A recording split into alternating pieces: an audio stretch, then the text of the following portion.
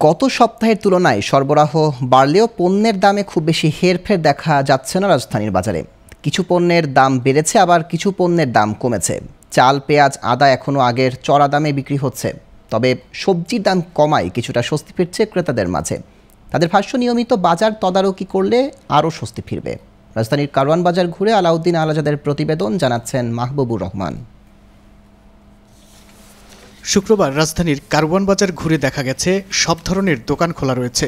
অন্তর্বর্তীকালীন সরকার গঠনের পর জনমনে কিছুটা আতঙ্ক কমায় বাজারে ক্রেতা সমাগম বেড়েছে।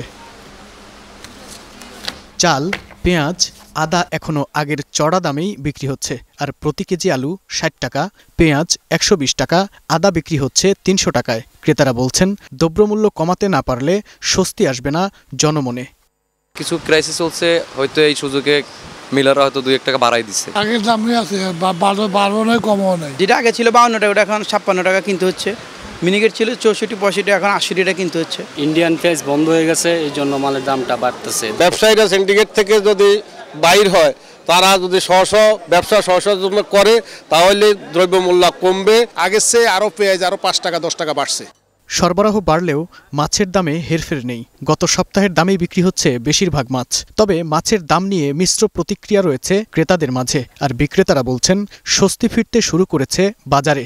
গত সপ্তাহ মাছের বাজার একটু বেশি ছিল, এই সপ্তাহে একটু কম। মনে হচ্ছে যে আগের দামেই আছে। গত সপ্তাহের দাম একটু বেশি আছিল, এই সপ্তাহে একটু দাম কম। বাজারের দাম অনেক বেশি, এখন করার কিছু নাই। এদিকে বাজারে সবজির দাম আরও কমেছে। ব্যবসায়ীরা বলছেন, পণ্য পরিবহনে গত কয়েকদিনে ব্যবসায়ীদের কোনো চাঁদা দিতে হচ্ছে না, এ কারণে সবজির দাম কমেছে।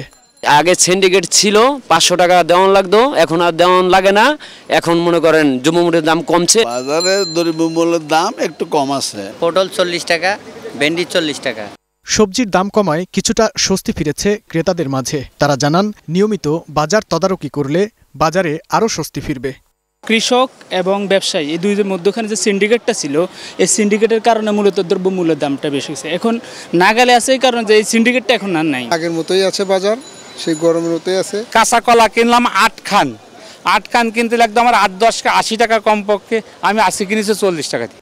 অপরিবর্তিত রয়েছে মুরগি ও ডিমের দাম। প্রতি কেজি ব্রয়লার মুরগি বিক্রি হচ্ছে ১৭০ টাকায়, আর সোনালী মুরগির কেজি ২৭০ থেকে ২৮০ টাকা।